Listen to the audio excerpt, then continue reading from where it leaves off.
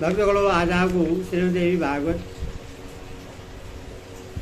षष्ठ स्कंद में इंद्र द्वारा त्रिशरा का वध, क्रोध त्वष्टा द्वारा अर्धव्यक्त मंत्र से हवन करके वीरतासुर को उत्पन्न करना और उससे इंद्र के वध के लिए प्रेरित करना, यह कथा आपको सुनाऊंगा। आज के ध्यान प्रश्न व्यास जी बोले, इस प्रकार लोक के वशीभूत होकर पाप बुद्धि देवरा इंद्र ने ऐरावत हाथी पर सवार हो त्रिशरा के पास जाकर उस अमेय पराक्रमशाली मुनि को देखा।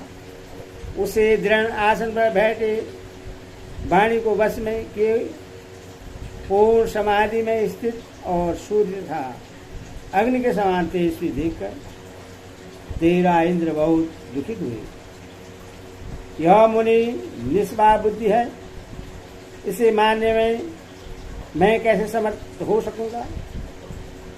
तपोबल से अत्यंत स्मृत तथा मेरा आसन प्राप्त करने की इच्छा वाले इस शत्रु की अपेक्षा भी कैसे करूं। ऐसा सोचकर देव संग स्वामी इंद्र ने अपने तीव्रगामी तथा वैकुंठ आयुध वज्र को सूर्य चंद्रमा के समान तेजस्वी तप में स्थिर मुनि त्रिशरा के ऊपर चला दिया। उसके प्रहार से घायल होकर वे तपस्वी उसी प्रकार पृथ्वी पर गिर पड़े और निष्प्राण हो गए, जैसे वज्र से विदीर्ण होकर पर्वतों के शिखर पृथ्वी पर गिर पड़ते हैं।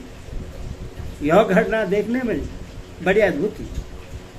उनको मारकर इंद्र प्रसन्न हो गए, परंतु वहां स्थित अन्य मुनिगण आर्द्र स्वर में चिल्लाने लगे कि हाय हाय, स्वयज्ञ करने वाले पापी इंद्र ने यह क्या कर डाला। पाप बुद्धि और दुष्टात्मा सजीपति इंद्र ने इस निरपराध तपोनिधि को मार डाला।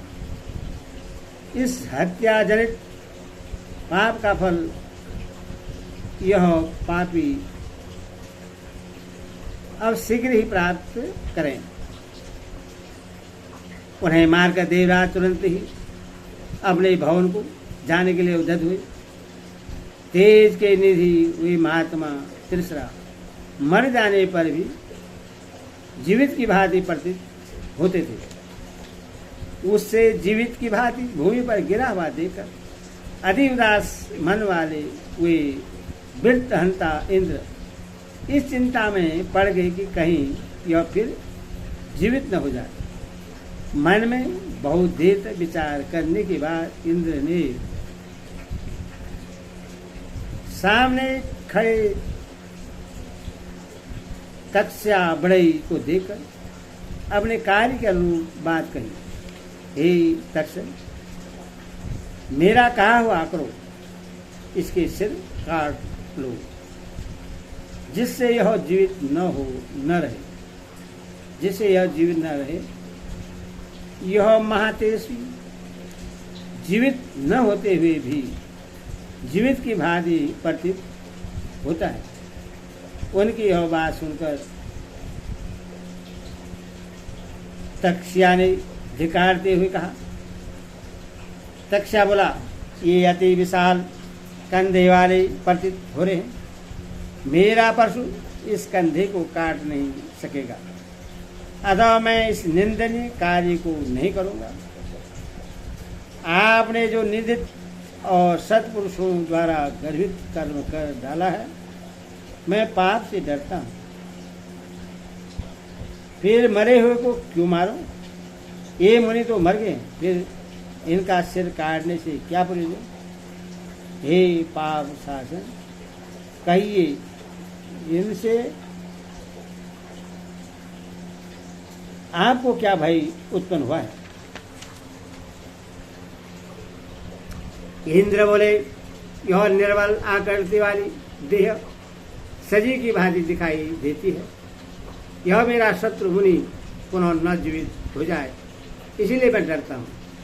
तक्षया बोला, हे विद्वान, आप इस कुरु कर्म को करते हुए आपको लज्जा नहीं आती? इस ऋषि पुत्र को मारकर क्या आपको ब्रह्म हत्या का भय नहीं है?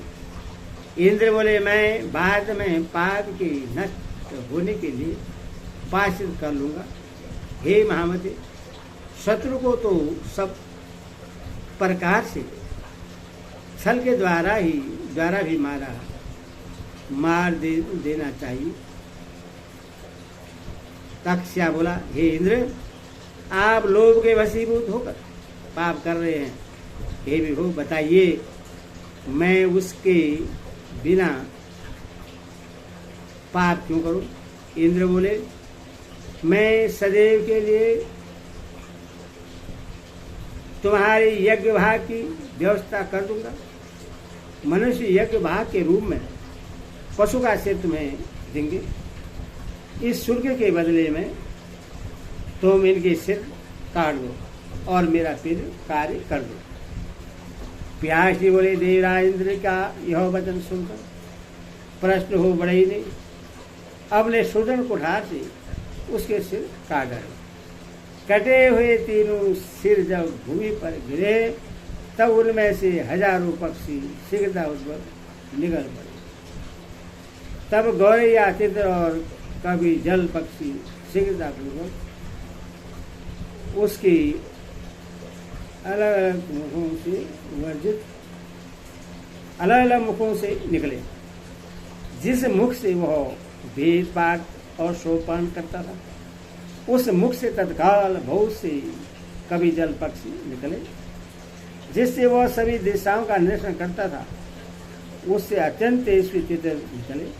और हे राजन, जिनसे वह मधुपान करता था, उस मुख से गौरैया पक्षी निकले। इस प्रकार त्रिशिराग से वे पक्षी निकले। हे राजन, इस प्रकार उन मूर्खों से इस प्रकार उन मुखों से पक्षियों को निकला हुआ देखकर इंद्र के मन में बड़ी प्रसन्नता हुई। वे पुनः स्वर्ग को चल दिए। हे पृथ्वीवते, इंद्र के चले जाने पर तक्षा भी शीघ्र ही अपने घर चल दिया। श्रेष्ठ यज्ञ भाग पाकर वह बहुत प्रसन्न था। इंद्र ने भी अपने महाबली शत्रु को मारकर अपने भवन जाकर के ब्रह्म हत्या की चिंता न करते हुए अपने को कृतकृत्य मान लिया। उस परम धार्मिक पुत्र को मारा गया सुनकर त्वष्टा के मन में अत्यंत क्रोधित हो यह वचन कहा, जिसने मेरे निरपराध मुनि वृत्ति वाले पुत्र को मार डाला है, उसके वध के लिए मैं पुनः पुत्र उत्पन्न करूंगा।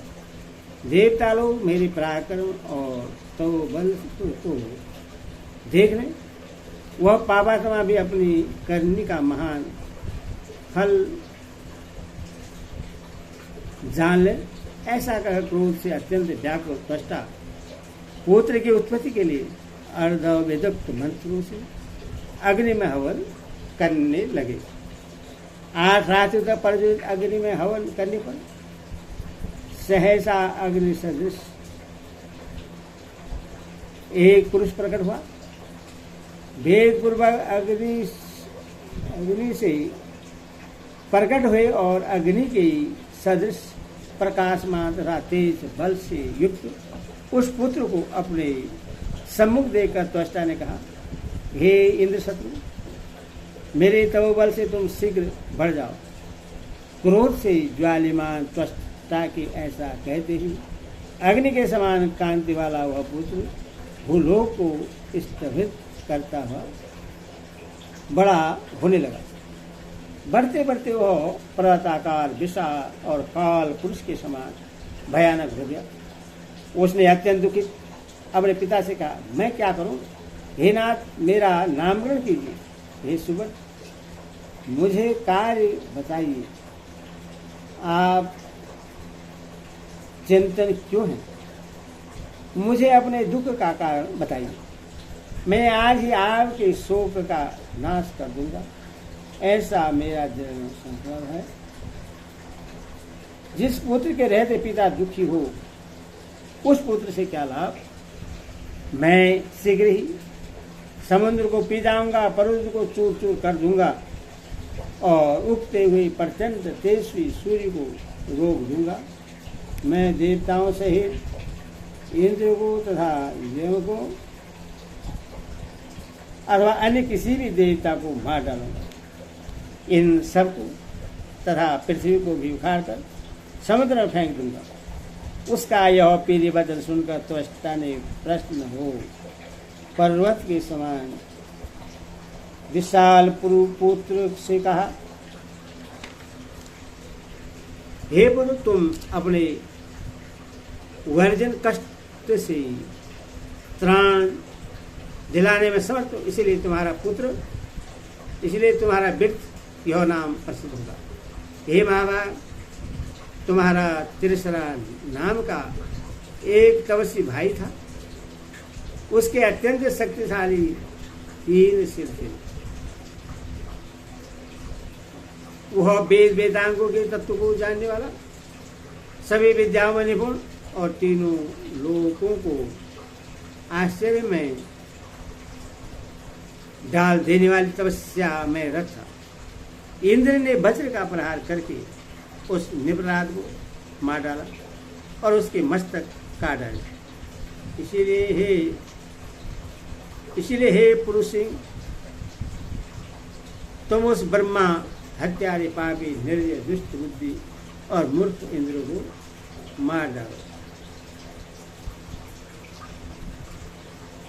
ऐसा कहकर पुत्र शोक से व्याकुल त्वष्टा ने विविध प्रकार से दिव्य तथा परवल आयुधों का निर्माण किया और इंद्र का वध करने के लिए उस महाबली वृत्त को ले लिया। उनमें खंडक, शूल, गदा, शक्ति, तोमर, शंख, धनुष, परिघ, पटिश, सुदर्शन चक्र के समान कांतिमान 1000 अरुण वाला दिव्य चक्र, 2 दिव्य तथा अक्ष तरकस और अत्यंत सुंदर कवच एवं मेघ के समान श्याम आसन वाला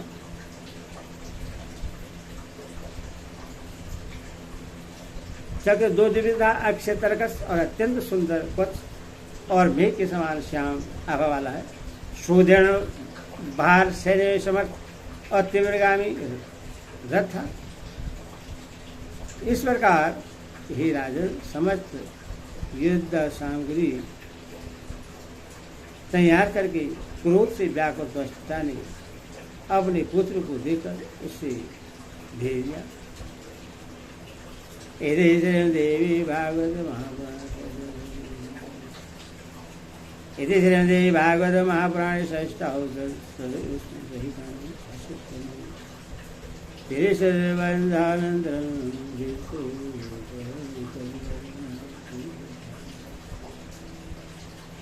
बोले सियावर रामचंद्र।